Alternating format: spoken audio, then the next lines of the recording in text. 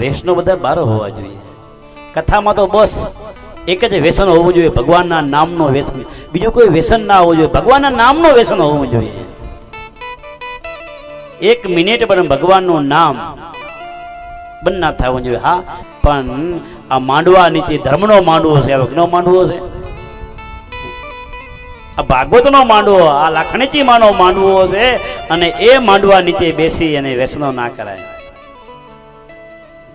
બસ એ તો ભગવાનના નામની તરસ હોવી જોઈએ, ભગવાનના નામનું વ્યસન હોવું જોઈએ. અને વ્યસન કરવું તો એવું કરવું કે જીવનભર ઉતરે નહીં. અને બીજા વ્યસન તો સાંજે પીધું હોય તો સવારે તો ઉતરી જાય. એવા વ્યસન શું કામના? મીરાએ કીધું ને કે મને તો એવો વ્યસન છે મારા હરિના નામનું કે ક્યારેય ઉતરે નહીં. કે મેં તો હરિના નામનો પ્યાલો પીધો છે.